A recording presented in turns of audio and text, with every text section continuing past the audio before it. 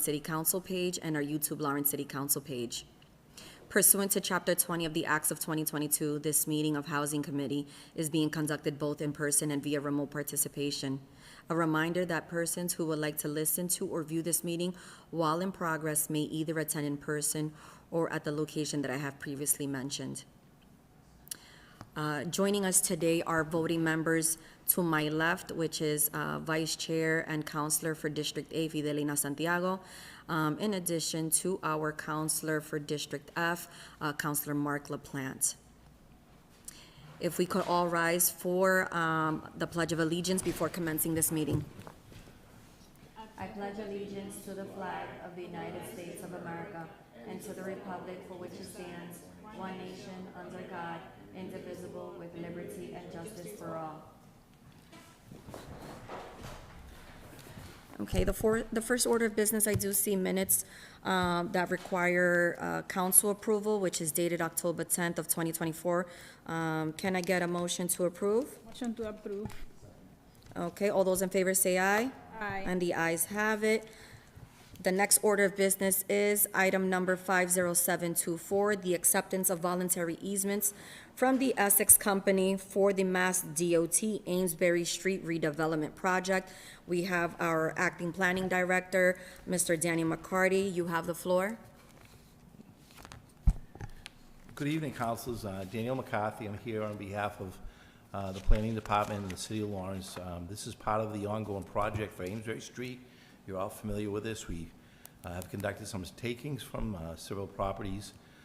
There are several other agency and large vendors that we want to deal with.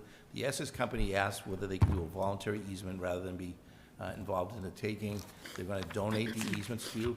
I did send some records over, but I have another package here if you want. This package has got a photograph of the location. Yeah, You see it more clearly? thank you.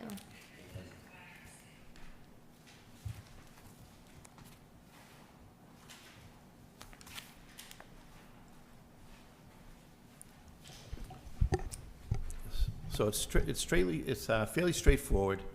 We're asking for two easements from the Essex Company. One of them is a temporary easement that runs along the side of the canal.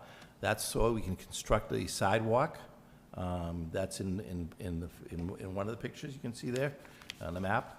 And it's a grassy area to the left of the wooden rail. The other easement is a permanent easement. It's at the intersecting corner, and it's a two square feet triangle. And it's an area where one of our light poles is going to be installed, and it'll be encroaching on a portion of their land. So this is part of the bigger project to make Amesbury Street a two-way street.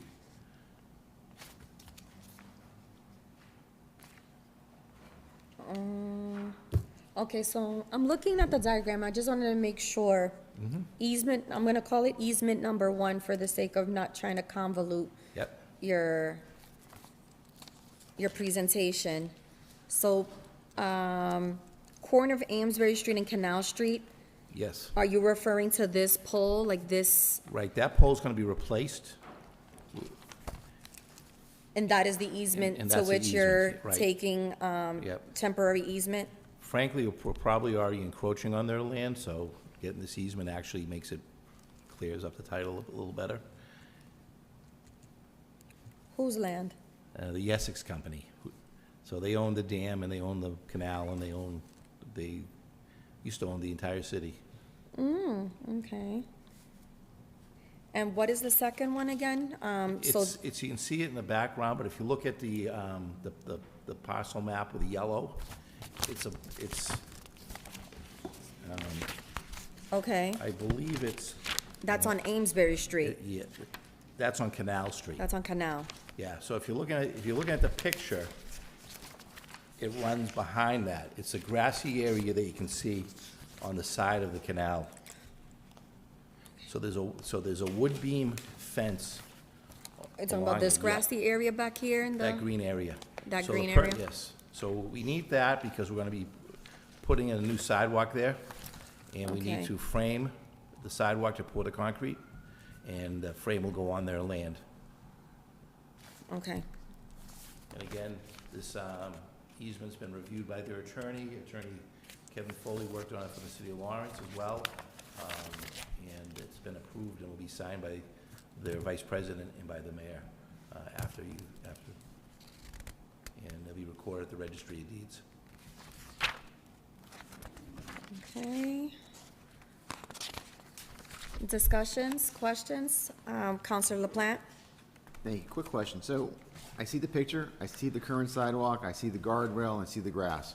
So are you suggesting, or is this going to take the entire bit of grass all the way down to the walls of the canal? And that gonna make that a sidewalk? So the easement is strictly so that their employees, the construction workers, can stand on that parcel if they need to pour the concrete. So they're not gonna be removing the grass, we're not gonna be disturbing that in any large manner. Footprint for the sidewalk remains the same? Yes. Okay. And so that's just a temporary easement so they can do the work? Gotcha. Thank you. I have a question, and this is like point of clarification on my end. Do we hire like third-party companies when we're, when it entails dealing with these type of projects? The actual construction of this project will be done by the Massachusetts Department of Transportation. So they will be advertising this project in the next week or two, and it'll go out to bid, and through a competitive bid and RFP. We did a similar thing with the rail trail and Merrimack Street intersection and Marsden Street intersection. So these are state projects, but they're going on for the benefit of the community, and it goes through a process. So the city is responsible for acquiring all the easements and what they call soft costs. That's the title defects, any issues that would arise to utility access, things of that nature. The city's responsible for clearing all of that before they'll advertise it. So we did get a waiver for them to go to advertising. This is the last project on the 2024 calendar, so the fiscal calendar. So this will be under construction next summer.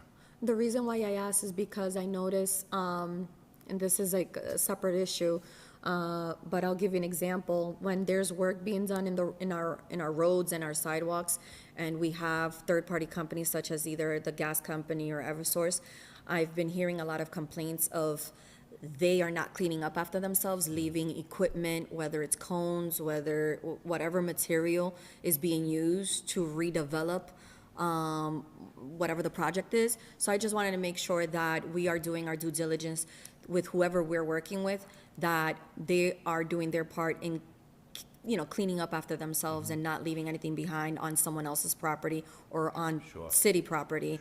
Yeah, my experience with the state is they're more attentive to this as well. And these projects are, the city's included in the notifications and stuff, because they will notify all the abutters that the project's, moving on down, what days you'll be impacted by the construction. They make sure that you always have access to your driveways, or your front doors, or if you have a business, that your customers will always be able to access to things. So, and our Department of Public Works usually reviews these projects to make sure it's going on. In the cases with the utilities, we don't always know when the project's going in. They sometimes show up and start digging. Okay. Is there any further discussions, questions? No? So I'm looking for a recommendation.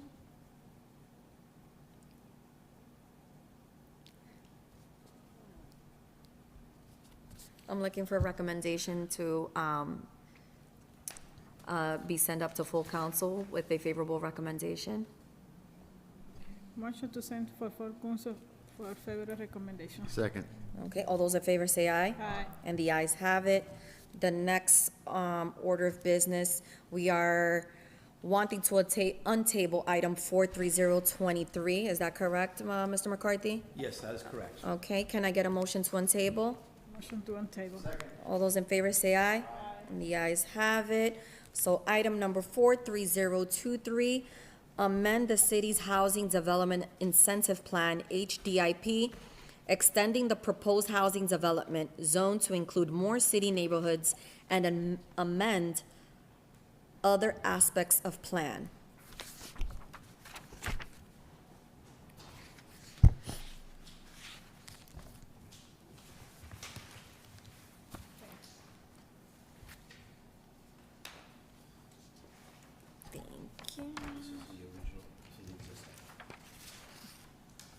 Say that again? Which one is the original? That is a color. Okay, Well, they're both color, but the aerial photograph, that's the original existing HDIP district. When this was done, it was created to mimic and cover the downtown overlay district. When the state created this program, part of that was intended to do priority development districts where the city's identified, and the overlay districts qualify for this almost automatically. We had some complaints that this was being directed primarily towards developers in the downtown and the south side, and that people in the neighborhoods wouldn't. So we have two developers who are starting projects within the Arlington Mills Overlay District, which is on the Methuen line on Broadway. If you take a look at the area map, you can see that if you turn it this way, the right side is the Methuen property line. The left side is the Broadway. That's me. is that you? That's me. I don't know. Thank you. The north boundary of this district is the rail trail, and the southern boundary is the Manchester Street and Lake Street. So that's the area of the existing overlay district. We have two developers who've gotten permits to build inside there and new housing, and they'd like to take advantage of this program. So we'd like to amend the map to do this. Now, when we typically do map amendments, they're supposed to go to the state to be reviewed. The state has already pre-authorized us because this is an overlay district in the mass housing development and livable communities has already preceded this. I know there is an interest in maybe expanding this even more so, but this is all we're asking for now, because otherwise we're still going to go forward. I do have another document on budget and finance that will be taken off the table in the next couple of weeks, but we want more input from the mayor's office. And that one is on the length and value of the TIF agreement. So currently, it's only a 5-year tax credit, and the maximum is only 50% of the improved value of the land.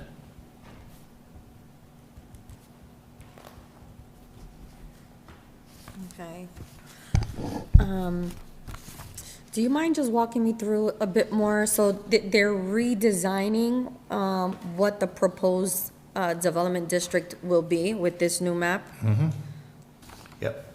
So both of the districts encompass portions of smart growth overlay districts, which were developed by this as a ordinance by the state under Chapter 40R to promote housing. The very first one that we did in the city was called the Reviviendo Gateway Overlay, but that one did not meet the state guidelines. It was never officially a 40R. The second one we did in 2005, 2006, was the Arlington Mills. So that was, when I started with the city, that was one of the first projects I worked on. And that is the Malden Mill District around the Spigot River.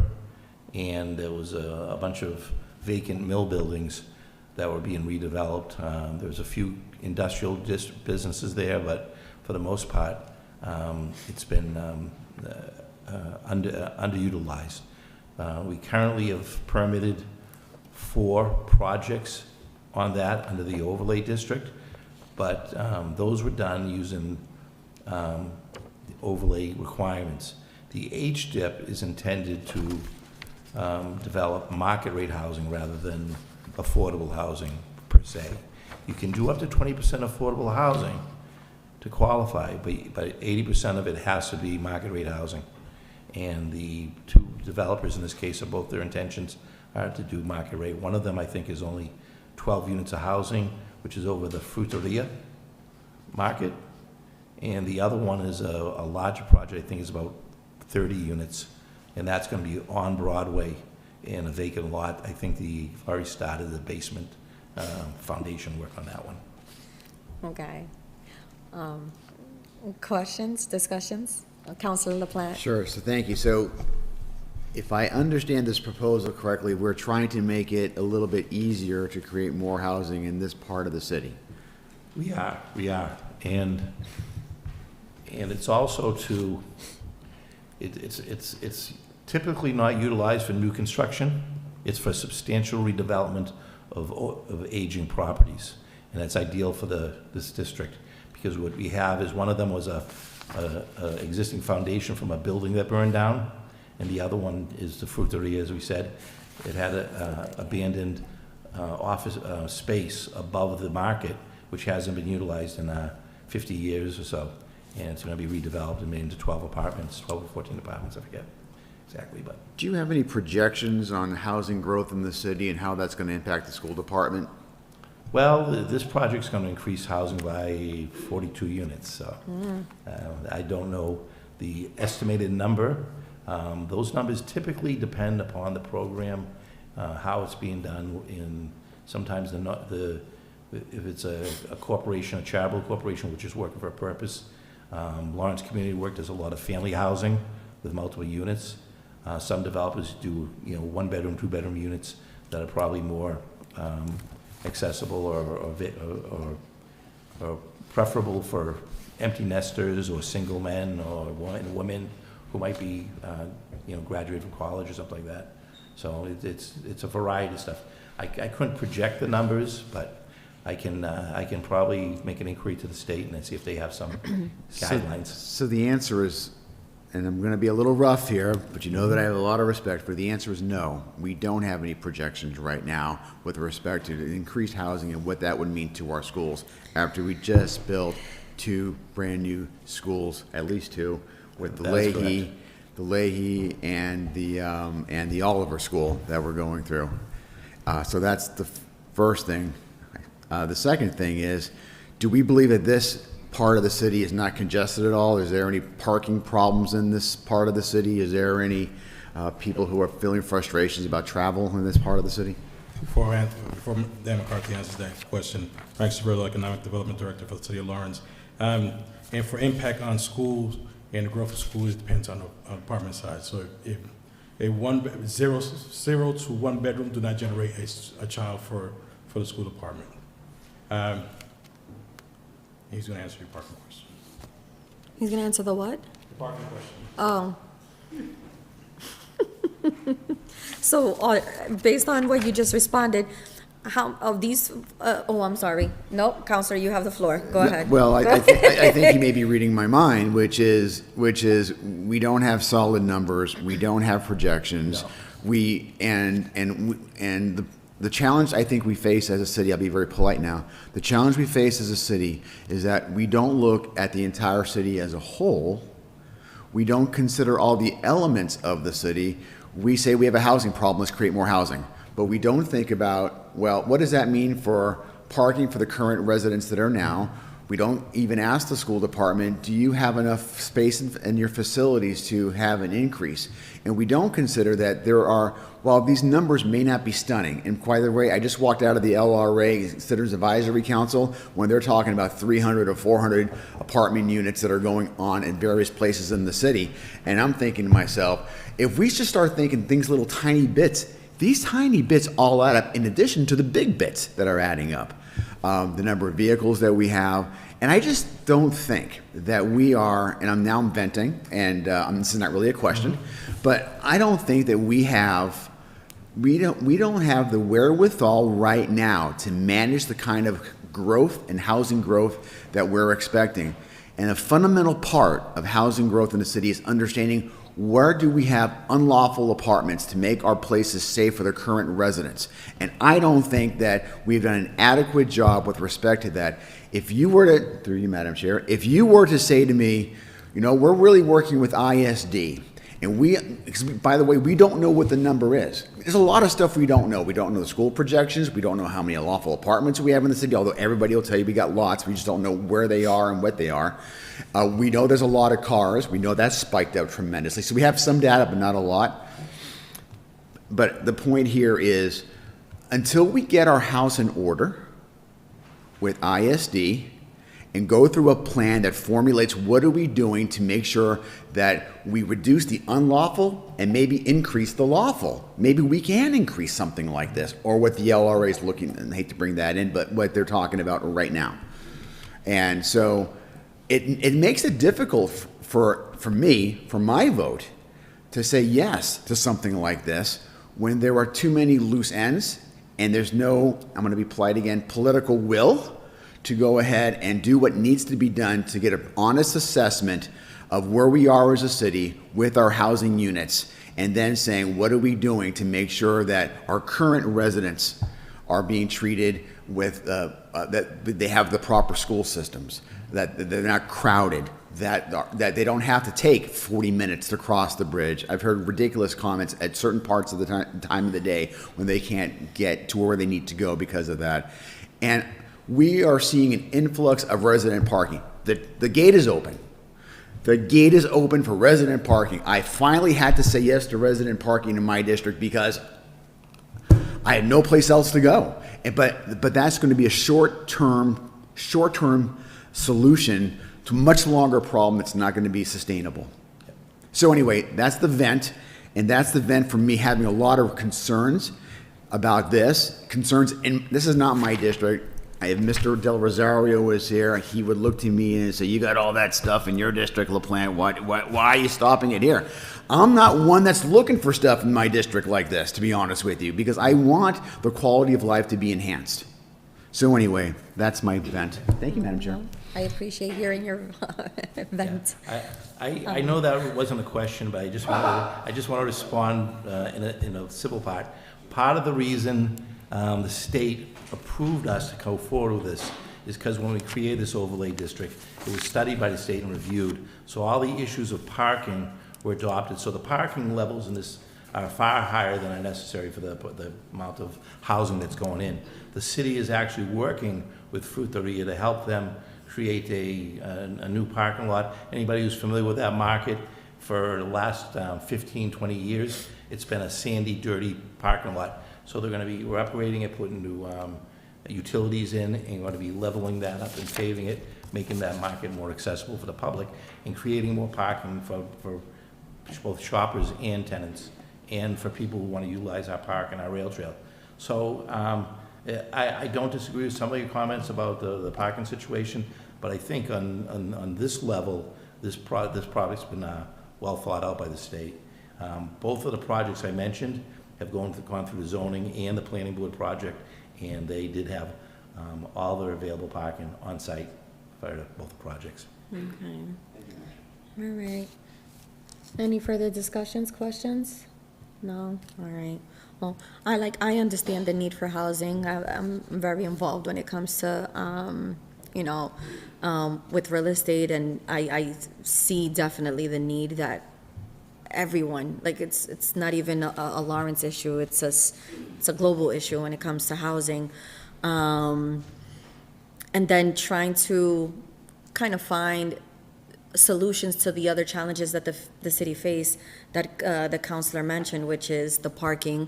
So I'm hoping that the city is kind of taking that into consideration when we're thinking about developments within the city, because I also do see that the city does need to tackle these underutilized spaces, spaces that are completely blighted, and have the potential to transform this city, to be productive, to be have the quality of life that we speak of. So with that being said, I'm just hoping that the city is doing its due diligence in taking everything into consideration, in being able to make everything work out. So I'm looking for a recommendation. I'm not Counselor, how do you feel? Madam Chair, it's been my reflection, even though I may have a minority view on some of these things, I've never been one to try to kill things in the committee. I would not support a motion to send this up with a favorable recommendation, but I understand the need at the full council for all of us to have a voice on this particular issue. I don't want to keep it here. If there was a motion to send this up as a committee report, I would second that motion. Okay, so I'm looking for a motion to submit item 43023 to full council as a committee report. With no recommendation, as a committee report with no recommendation. So, Second. All those in favor say aye. Aye. And the ayes have it. Is there anything else within it. our agenda that you want to, okay? That is it. Thank you very much. Motion to adjourn. motion to adjourn. Second, all those in favor say aye. Aye. And the ayes have it. Thank you. Thank you.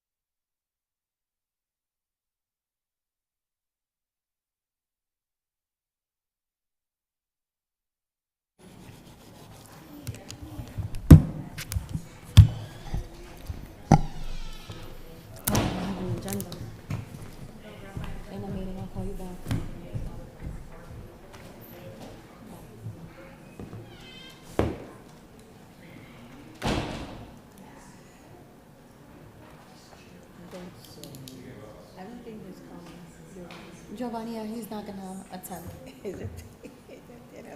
Esta di que something his son, algo con su hijo.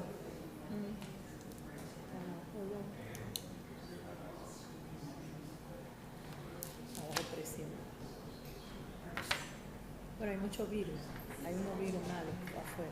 ¿Aún qué? Hay que tú Virus. tienes muchachos. Hay muchos niños enfermos. Ay, sí, que se pegan. Mira que te tengo. Oh, how did your thing go? Look, ahora que yo me estoy dando cuenta. How did your thing go? No, that one got canceled. Oh. We're gonna do another one on April. It's gonna be November 1st. Porque son ellos que lo están viviendo.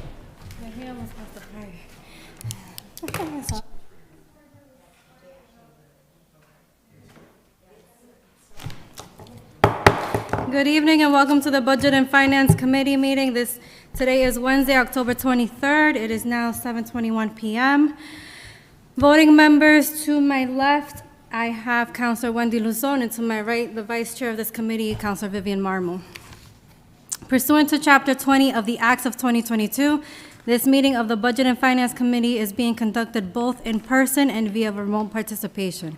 A reminder that persons who would like to listen or view this meeting while in progress may either attend here in the City Council chamber or use any of our social media pages. At this point, can you please join me in the pledge?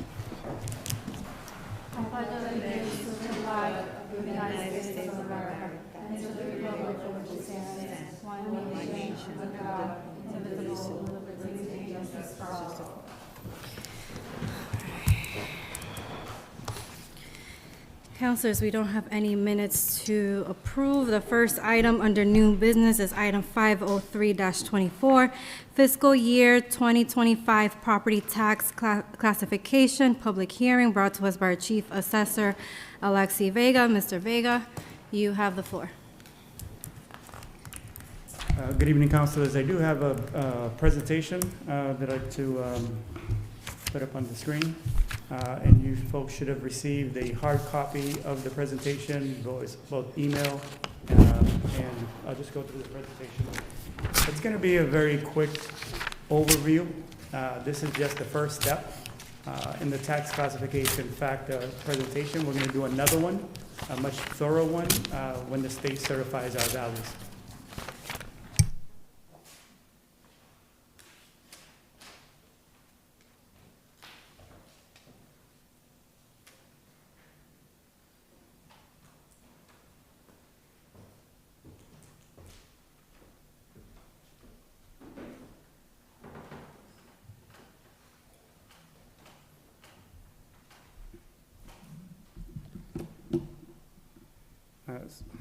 So good evening, councilors.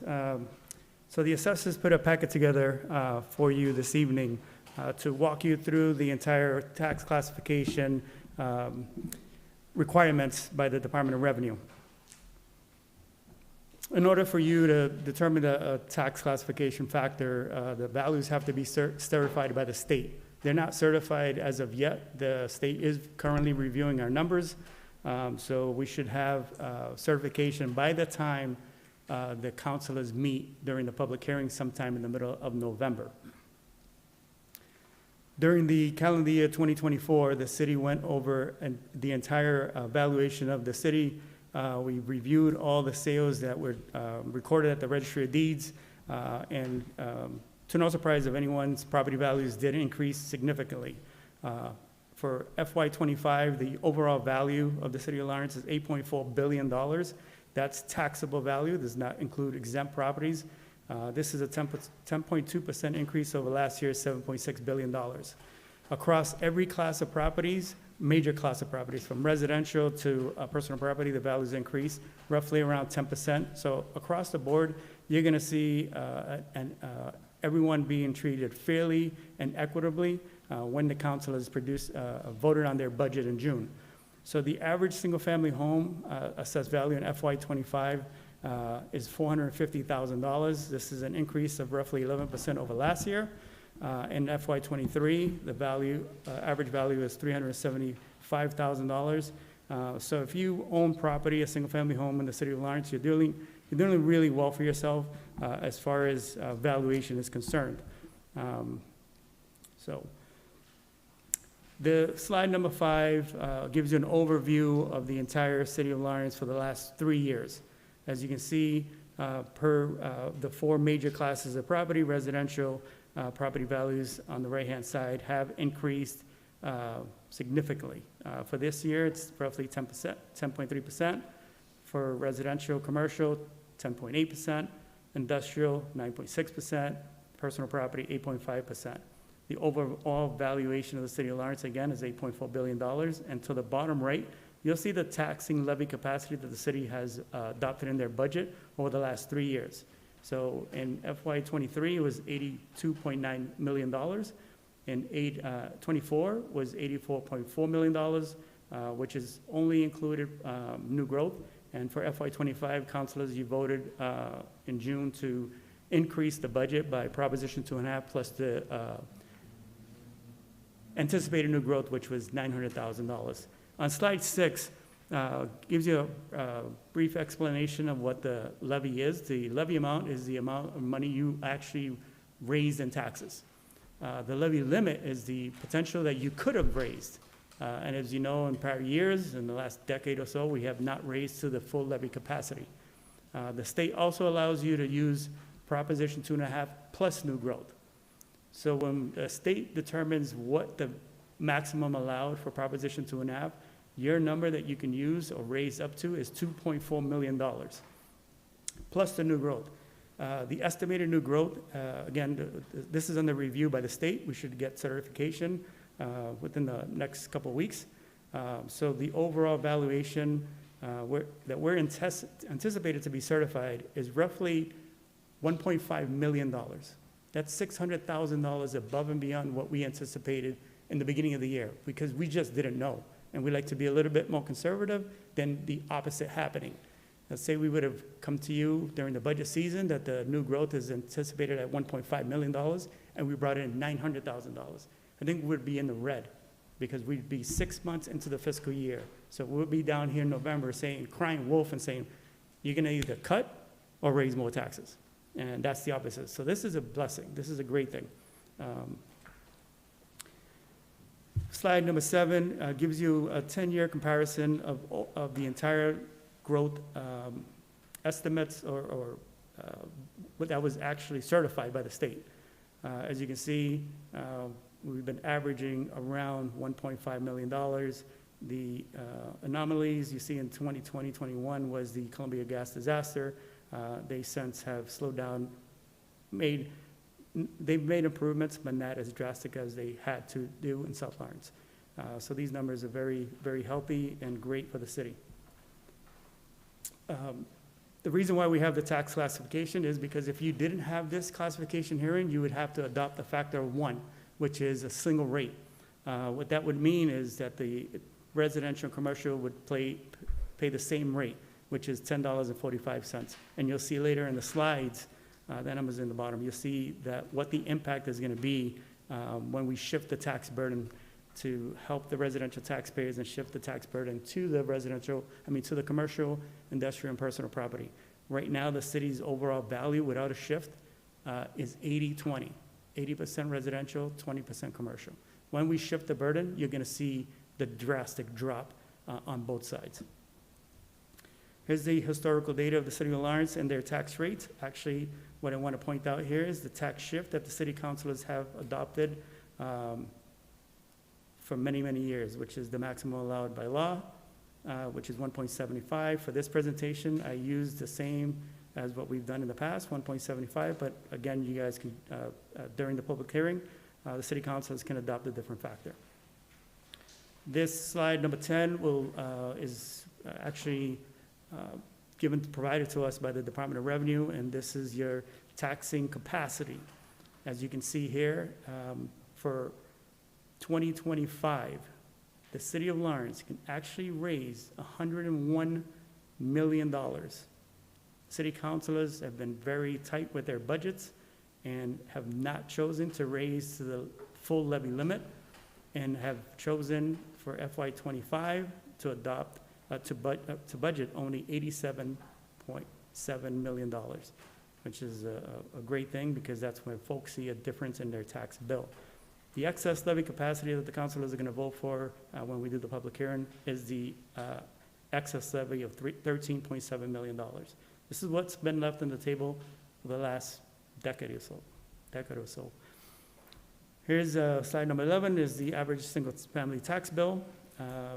See down to the bottom, it's going to increase slightly, and that's due to two factors. One is Proposition 2.5, and two, the value's increasing over last year. Last year's value, again, was $405, and this year is $450,000. The next 5 slides are going to show you the impact on the tax shift. A shift of 170, and this goes down all the way to 1. I'd be here all day if we did that. We chose the top 5, the best shift for the residential taxpayers. A shift of 170 reduces the tax burden on the commercial, industrial, personal property. Shift to 175, and I'll just go through these really quickly. 171, you'll see that the tax rates continue to increase for the residential and decrease for the commercial, industrial, and personal property.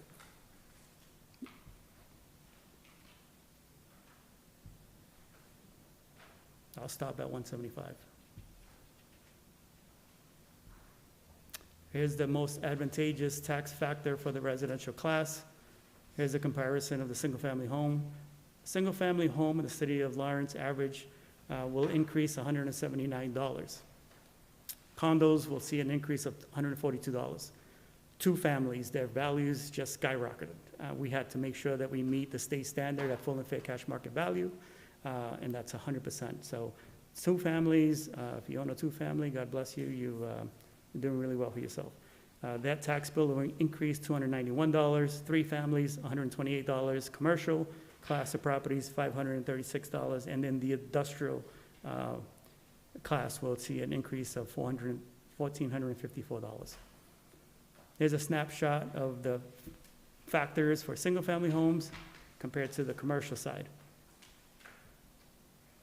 And the average single-family tax bill throughout various municipalities, including the state in the bottom. As you can see, Lawrence is one of the lowest, if not in this comparison, the lowest tax bill for single-family home in this comparison report here. Again, this is just the beginning. We do have a timeline set in place so that when we leave the Budget and Finance, we're hoping that it's sent up to the full council to order a public hearing, and we'll be back to give a full presentation, and then folks, during this time, this period that we wait, they can call the assessor's office and we can answer any questions they may have. All values are already on our website. They're preliminary. They're not certified yet, but we can also help folks and answer any other questions. That concludes our presentation, and we'll be more than happy to take any questions. Thank you. Councilors, do you have any questions or comments? Councilor Luzon. Thank you, Madam Chair.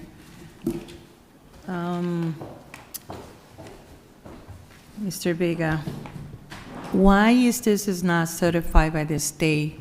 You are presenting this to the Budget and Finance Committee. Because of the timing of the city councilors. If we would wait till the state certifies our values, which is going to be between the next 2 weeks, 3 weeks, we'd be way behind. So we're just giving you preliminary what-if scenarios. We're not asking for a vote. Matter of fact, if you were to take a vote today, it wouldn't count. We'd have to do this all over again. So we're just going through the timeline and going through the motion, if you would say. So this is just like a practice round to get it to the full council to order the public hearing. So we'll be all set by then. Through you, Madam Chair, if I may. Yeah, and that is that's why I asked the question, but also, let's say that the state doesn't certify what you sent.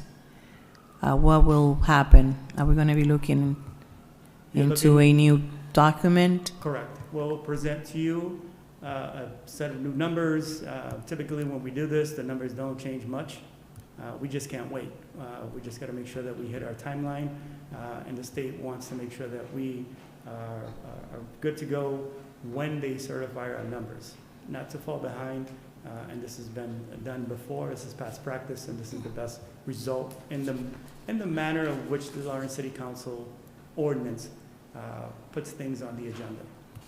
To you, Madam Chair, and yes, I understand that, but it sounds very contradicted, sending something to get certified by the state and presenting the document here, and I know it's practice, common practice, but I mean, it contradicts just a comment. And I understand your time frame and all that. It is still concerning that we are sending something to the state to get certified, and then we are sending something to the full council when we don't have the certification. And I do understand your position in terms of the time frame. Thank you, Madam Chair. You're welcome. If I could make a comment with that, we're not asking the city council in the budget and finance to do anything other than send it up to the full council to. Yes. Public hearing. May I, Madam Chair? May I? No, I understand. I'm just making a comment. As a new councilor, it's concerning that we're sending something to the state, and I understand it's a practice, and it looks like a small contradiction.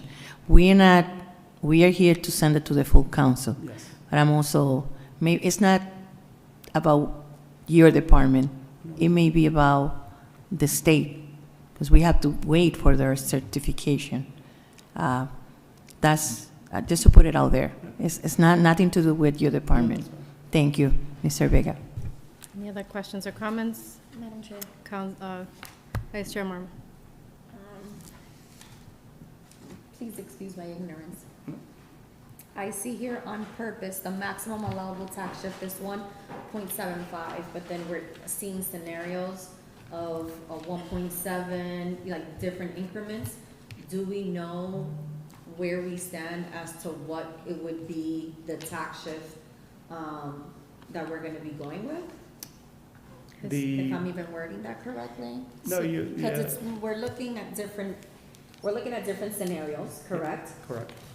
So, Council Morrow, so we're looking at so essentially, the city council has the option to vote on any of these Okay. RFs, right? The residential factor rates. However, Mr. Vega went to 1.75, because for the last for the last years, I have it here. Yep. Under City of Lawrence Historical Tax Information, for the last 9 years, the city council has voted for the 1.75 factor. Okay. I forget the discussions of last year when I first voted, or 2 years ago when I first voted on this. But essentially, since that's the historical trend, I think that's why, and correct me if I'm wrong, Mr. Vega, you spent a little bit more time with the 1.75 Correct. scenario. Okay. But because we have the option of voting differently, he has the obligation to present to us as well. That makes sense. Do you want to add anything to that, or did I No, cover that's it? perfect. Okay. Mr. Vega, can you explain for people watching at home or from whoever in our gallery or in the chamber currently, what new growth means for the city of Lawrence? Absolutely. Thank you. And take you to slide. New growth is basically any new construction or activity that's been taking place in the Inspectional Services Department. The Department of Revenue mandates the assessor's office to use every single sale and every new permit that was issued during calendar year 2023 for fiscal year 25. So this includes any new buildings, any additions, any new personal property accounts that purchase new equipment or new existing accounts that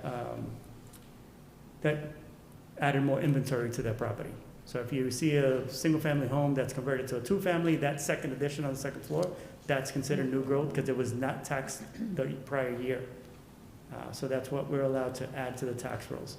And this is what the councilors have done in prior years, is tax all of the new growth and leave aside Proposition 2.5 because the new growth has been healthy for many, many years. Thank you. Do you have a question? Yeah. Any other questions or comments? Okay, Mr. Vega, or Chief, I should say Chief Vega, you're the Chief Assessor. Is there anything else you would like to add before we move forward? Other than we're just waiting on the state's preliminary reviews, our numbers look solid, and we still have to go through a public disclosure. This will give the taxpayer, the public disclosure give the taxpayers 5 days we have to advertise that, and you'll see it in the City of Lawrence's website, to give them a chance to look at their values, come in the office, speak with us to see if there is a significant difference in what their opinion of the value is compared to what the assessors have submitted to the state. You have there's a window. So this will allow both sides to look at the property yet again, without using the abatement process.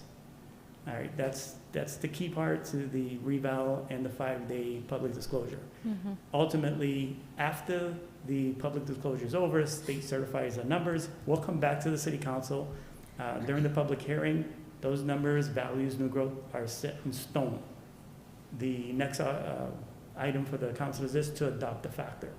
Once that factor is adopted, we submit all our numbers back to the state and say the council met during the public hearing, they voted on a factor, here's the assessors put the numbers together and figured this is gonna be the tax rate we need to certify it, so we can send out our bills January 1. That's the third quarter bill.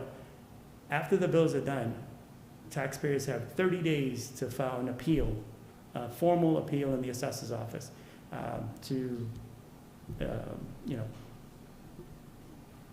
say that there's an issue with the value of the property record card, misclassification, we're not perfect, but the city councilors and during this budget also allocates a certain amount of money so that we can reduce not just senior exemptions, veterans, but also any adjustments to property values. So taxpayers do have 30 days window. Further, yeah. So it's a long process.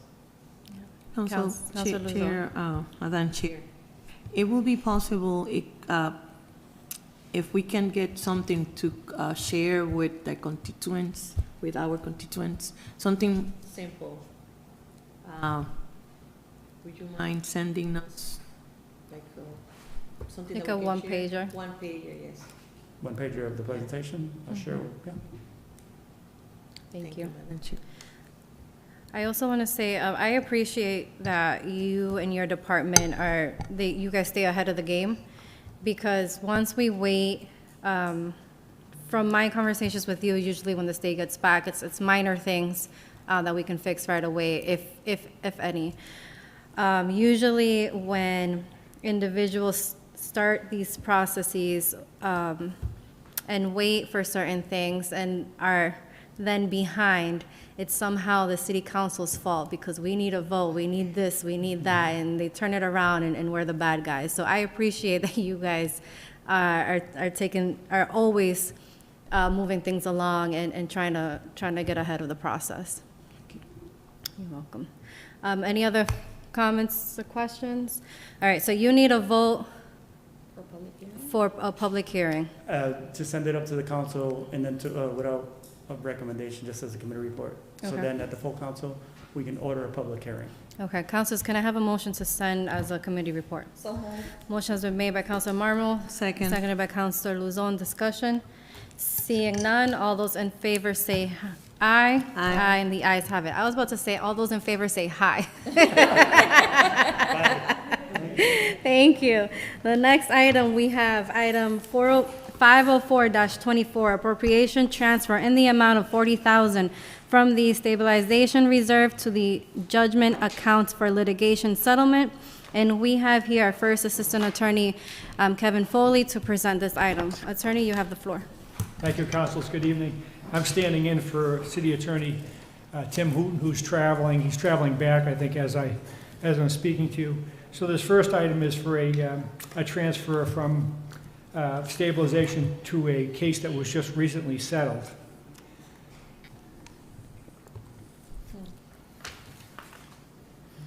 So this is just to pay the settlement? Yes. Okay. Councilors, any questions or comments? Councilor Luzon. Thank you, Madam Chair. Can you explain to the people that are here and watching what settlement? What it means? Yeah, no, what, yes, and which settlement? Why you settle? Yes, no, No, what- which one, which What one? was the settlement? What If was you- the settlement? If you can provide it publicly, 'cause I know there's certain things you cannot If- say publicly. yes. Yeah, without getting into the Details. identifying the particular case, this case that settled, the potential liability for the city was more than double what we're asking the council to approve. In fact, I was involved with the case. I have over 20 years of litigation experience. And we went through discovery depositions. The plaintiff, had some, without getting too much, had damages well in excess of what we're asking the council, could prove damages well in excess of what we're asking the council to transfer over. I took the unusual step of taking this case to what they call judicial mediation before the Essex County Superior Court in Salem, Massachusetts, before a judge that probably has about 30 years' experience handling these types of cases. The plaintiff wanted much more than what we're asking for, and we wanted to give much less than what we asked for, and this is the amount that the judge recommended, and both parties agreed. And I think that's the nature of a settlement, because both parties walk away unhappy. You know, we don't necessarily want to pay this much, and they don't necessarily want to accept this much, but that's what happens with a lot of civil litigation, Council Luzon, is that it's the nature of a settlement that both parties compromise, and this is the amount that we agreed upon. I hope that's helpful. A little bit. Thank you, Madam Chair. You're welcome. Any other questions or comments? Seeing none, you're good? Well, I'm gonna ask you later. Seeing none, at this point, I will entertain a motion. Motion to send to full council with a favorable motion to send to full council item number 50424 to full council with a favorable recommendation. Motion has been made. Is there a second? Second. Properly seconded. All, a discussion? All those in favor say aye. Aye, and the ayes have it. Thank you very much. All right, stay right there. You have a second item. Item 505-2024, the appropriation transfer in the amount of $350,000 from stabilization reserve to the legal services account. Attorney? Yes, and this amount that's being asked for is an amount that has been approved by City Attorney Timothy Hooton. He's gone through it. And it's really our best estimate of what we need, the City Attorney's Office need, between now and the end of the fiscal year to cover our litigation costs. And primarily what I'm talking about is we have three major law firms that are handling ongoing matters that preceded my time joining the City Attorney's Office. And we based that estimate on the amount of invoices that we've had to pay for them during the year, and took an estimate and then calculated that out through the end of June. So that's how we came up with the $350,000. So I'd ask for a favorable recommendation on that. Okay. I do want to read for the record the memo that Attorney Hooton sent to the council and our city clerk real quick. You want me to read that, Madam Oh, Chairman? do you have it with you? Is this the,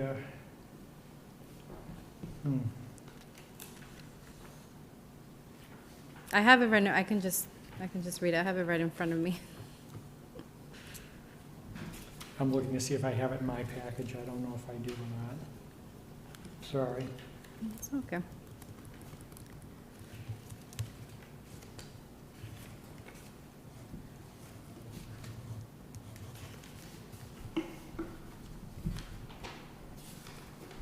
I believe I do.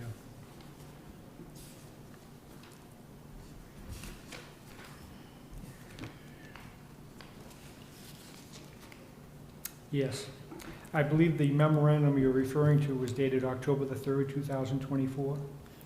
I have received October 8th, but it could be the same. It may be. This was Hold to on. the council president and to the city council, and copied with the city clerk, and to the mayor, and to the CAFO, and to the chief of staff. From Timothy P. Hooton, city attorney, I've reviewed the ongoing litigation expenses. Yes. Current outside legal bills and expenses Just lost it. have exceeded the actual 2025 appropriations consistent with our prior year's practice. We will need to appropriate from the reserve to pay ongoing outside legal counsel fees and costs in court-related expenses for the rest of the fiscal year. We have several outside firms that I mentioned, and he mentions in here Brody Hardoon, Valerio D'Amelio, and Hillman, Hirsch, Roberts, Weinstein.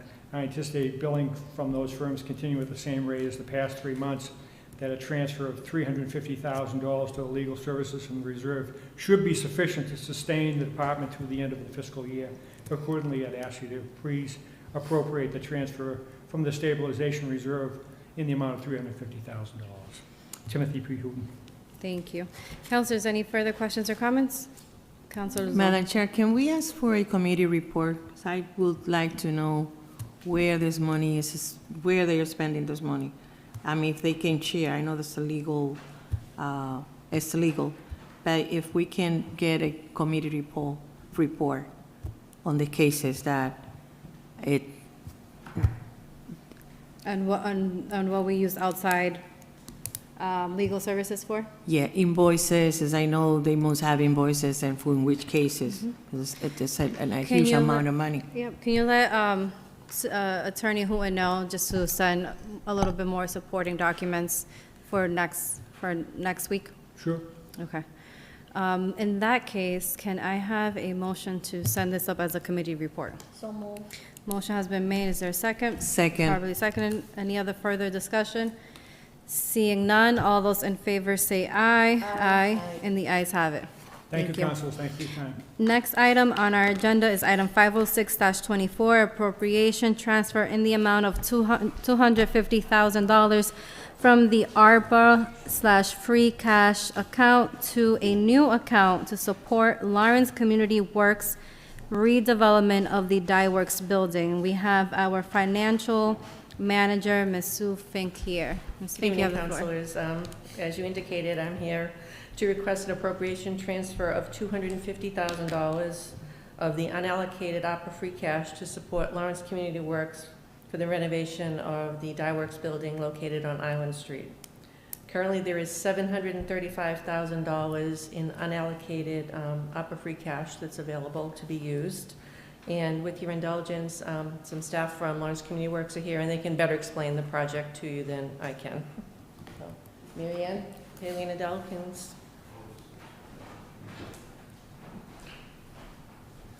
Good evening. I'm Mary Ann Haley Nadell. I'm the project director for the Dye Works project. Let me, I'm sorry to interrupt you. Ms. Fink, do we have, all I'm seeing is a memo here. Never mind, I got it. Never mind. Sorry, continue. Okay. Just a quick overview of the Dye Works project. This is going to be a redevelopment of the historic Dye Works building, which is right in between 50 Island Street, which is affordable housing and commercial space, and the new Island Parkside Armin Michael Hyatt homes, both developed by Lawrence Community Works. This is really the last undeveloped building in that area. And the program for the building, it's a fully commercial space, as I said. It will be a 15,000 square foot site for La Fruteria, a site for the Greater Lawrence Family Health Center, and then primarily the site for the expansion of the Lawrence Community Works Movement City program. So we're very excited about the project moving forward. We have almost all the funding in place, save this $250,000, which I hope you will support as use of the ARPA funds. And I wanted to just give an opportunity for these three youth who are with me, who are participants in Movement City, to just introduce themselves and tell you a bit about how Movement City has affected them and their vision for the future on the expanded space. Is that okay? And I just have I used to work for the health center, and I was I was advocating for funding at the state level for this project. And I know, I got a very detailed overview, and I wish you guys the best, because this would be overall an amazing project for the city. Thank you. And I'm happy to go over the kind of capital stack in the building if that's of interest to folks. Good evening. I'm Marcelo Perez Guzman, and I am from Lawrence, Massachusetts. I immigrated about 6.5 years ago, and I've been a member of Booming City for 6 years, and currently now I'm a teaching assistant at Booming City. And as you know, Lawrence is a city full of immigrants, right? And with that, the youth of, like, the kids of the people who move in have a hard time kind of settling and feeling like this is a place for them, especially when they're taken away from their original country, you know? And this is something that I experienced firsthand, as literally 6 months after I moved into Lawrence, I was put in the Movement City Youth Program. And before, when I was kind of settling in, I was a pretty shy kid. I didn't really want to approach people or put much effort into really liking Lawrence per se. But Movement City gave me a safe space to speak my truth to them and really just voice the things that are annoying me, or just talk about any social issue that really I'm passionate about. And just that space not only allowed me to feel better about myself and the things that I was feeling, because now we'll have people to talk about it, but I also was introduced to people that feel similarly, you know, and I was able to find friends that I wouldn't, you know, necessarily be able to find if I wasn't in the program. And, you know, now that I'm a teaching assistant, I see this a lot. Like, about a year ago, a new kid had come in from the Dominican Republic, had just emigrated, and he was, again, a very shy kid, didn't know kind of what was going on, and he kind of gravitated to me because I was kind of one of the only people that was kind of accessible to him, that really spoke to him. Quite literally, I was kind of the only ones that spoke Spanish the way that, you know, he would want to have like a engaging conversation, I guess. And I saw him turn in about 2 to 3 months from kind of like little caterpillar in his cave, I guess, to a more social butterfly per se.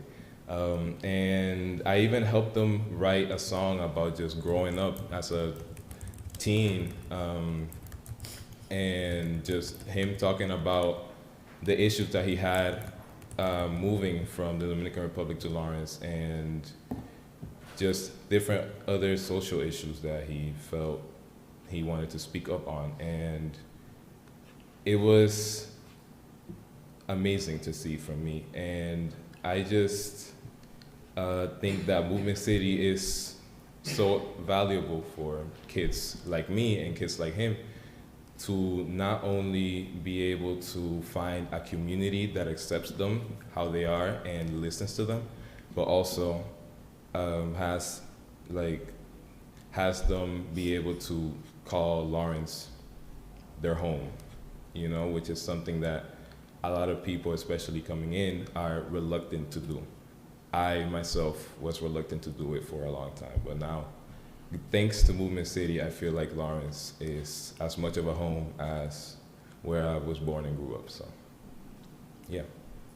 Thank you. I want, oops, sorry, go ahead. Hello, my name is Kayla Gutierrez, and I am from Lawrence, and I've been in Movement City for the past 7 years, which is a lot because I am a junior now, and since I've started the program, I've always been a shy kid, I would love to dance, but I would never dance outside of my house. I would hate to do public speaking, but here I am, thanks to Movement City, talking to you guys. And Movement City has been an outlet for me to express my creativity, be able to find a hidden talents, or just express myself in general. They have also helped me academically getting into high school and also leading me towards applying to colleges and scholarships, which in the near future, as I become an alumni of Movement City and we move into this new building, I want to be the person that Movement City was for me to the younger generation that we're going to have in that building. And I would love to show them that when there's more to the city than to be in the streets or to be in or to do anything else. But if you don't know you have a passion or you want to create something, you could come to Movement City and be able to express yourself and use that opportunity to come to Movement City. Thank you. You did great. You did great.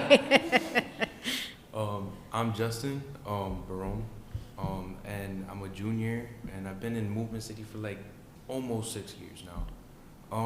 And when I started off, I was pretty shy, like wouldn't speak to nobody, just mind my business, go along with the day. And then throughout my time, I'd like once in a while converse with people because Movement City was there to help me conversate with people. And it's also taught me how to express my emotions, like whatever's going on in my life at the time. It's helped me express those through my artwork, and it's also helped me figure out like finances, help me with schoolwork, and it also helps with college applications, high school applications, which is right now important to me. And I feel like moving forward, in the new building, we would have more of that accessible to the youth. More importantly, on the finances and college and what do you want to do after high school. And I feel like moving forward, we should have that more accessible to the youth and have that more,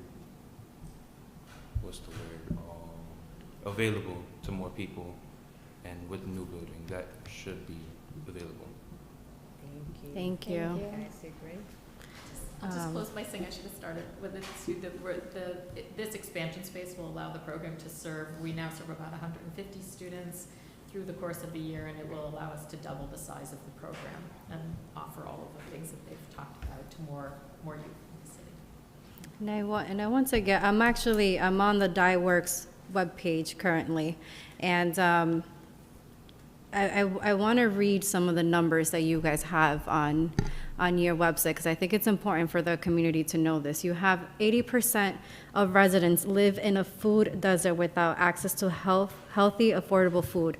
33% of residents are obese, 12% are diabetic, and 17% have childhood asthma. 40% of households do not have a computer or internet access, the lowest in the state. 22% of high school students won't end up graduating from Lawrence High. In addition to this being the new home for Movement City, this project will also be the new home of a grocery store, a new health center, a community hub that will be available indoor and outdoor for community gatherings, and other youth programs. So this is, like I mentioned earlier, this is an important project for us in our community. So thank you. I really appreciate you reading that for everyone to hear, and the opportunities here, the synergies between the three uses, the connections to the other youth organizations that are right in this downtown area, really makes this a youth hub in a very exciting way. And we're leveraging what's happening at the building with additional funding that's coming in through the Atreus Health Foundation with some really innovative programming that will bring youth to the front in improving family-wide health.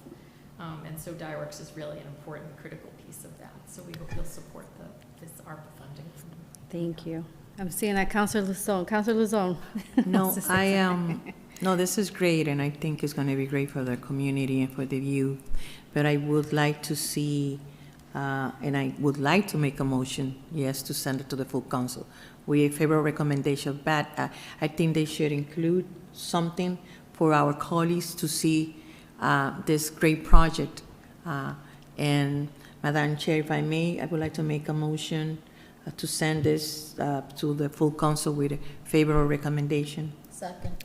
Motion has been made, properly seconded. Discussion? No, if you can send a 1 or 2 pager on the overall Dyeworks, or honestly, or just print out what you have on your webpage, because everything is there, that would be great. That's great. Thank All you. right, all those in favor say aye. Aye. The ayes have it. Thank you so much. Thank you, councilors.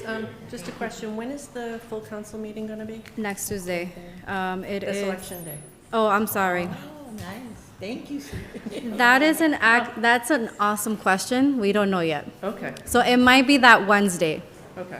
that Wednesday. So either the 6th or The 7th, maybe? 6th, the 6th, yep. Okay. Yeah, Wednesday, the 6th. I will speak to our clerk and our council president. Okay, thanks very much. No problem. All right, our last new item, and then we have one under tabled business. Item 513-24, authorization to expend $405,777 for the PSAP 9/11 Support and Initiative Grant. Director Shepherd, you have the floor. Sure. Good evening, City Councils. I am here to present the Commonwealth of Massachusetts State 901 Department grant in the amount of $405,377. This grant will be essential for the department as it's going to be utilized to pay for the salary and overtime of dispatchers and the overtime for the sworn officers that work at the dispatch. As well, we're going to be purchasing 6 new desktops, which will currently replace the 6 that we have right now because they are outdated and they don't support the current software or the new Windows 11. It will also pay for the new, the IT, the software for the Newcom. The QED, which is the maintenance that we have to pay every year for the software system, just for the dispatch, and as well for the Equator. Equator is an equipment that we bought last year, which is a recording technology. We bought it last year, so this year we're only going to pay for the maintenance for a full 4 year for this under this grant. Councilors, any other questions or comments? Council Marmol. So if I'm hearing this correctly, the 405,000, it's for maintenance? No. I'm sorry. No, that's fine. Let me just grab the page.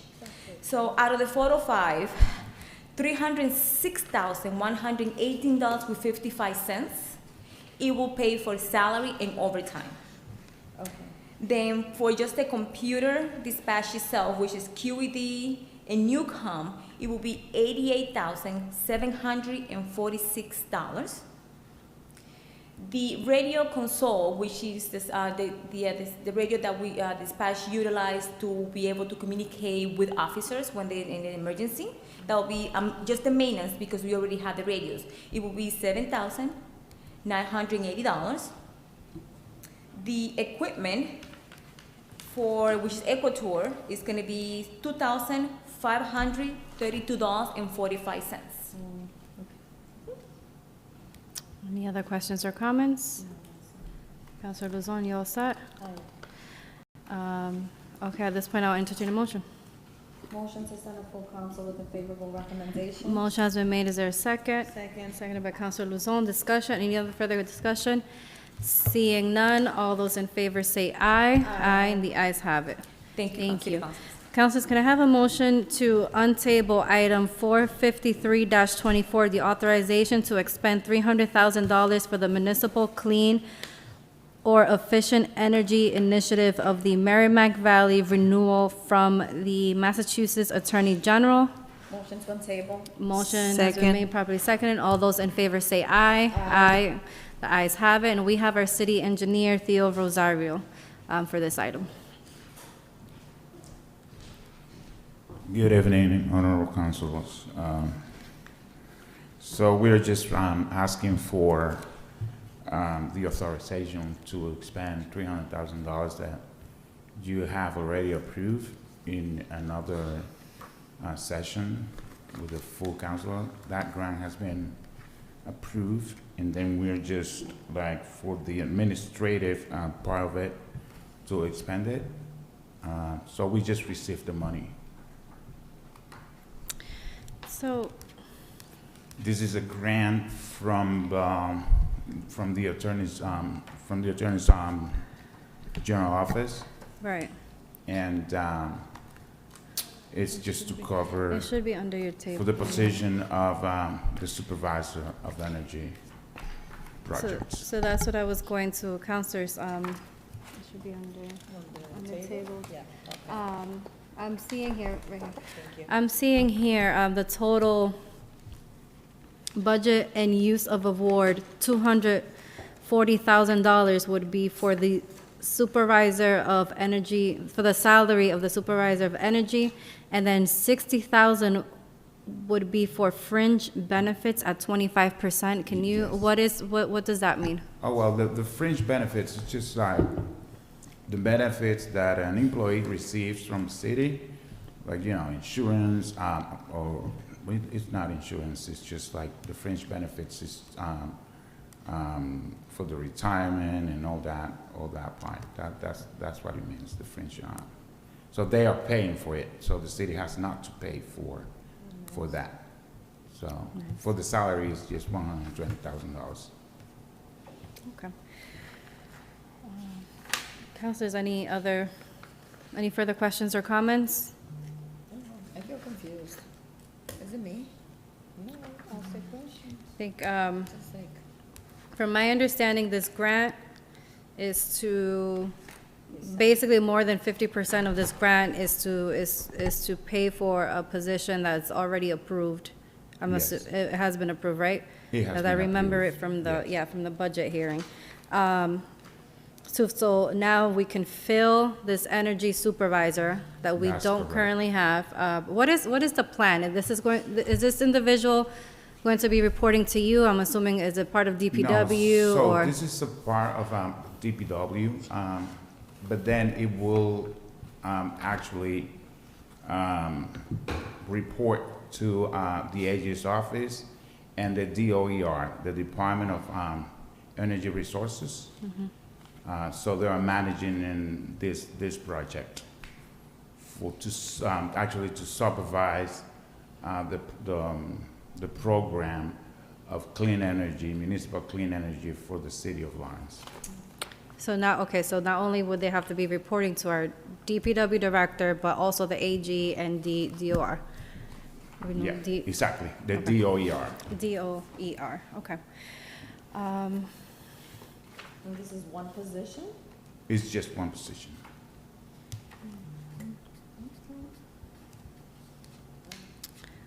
Any other, councilors, if you feel comfortable, we can send it up as a committee report. That's exactly what I was thinking. Then if we can have a little bit more information of how that role is going to look like, or what pending projects, energy projects that we have that you guys might need help with, that will So, need this position to. This is under the Merrimack Valley Renewal Funds. Okay, So to spend like, probably like around $21 million for energy efficient projects. okay.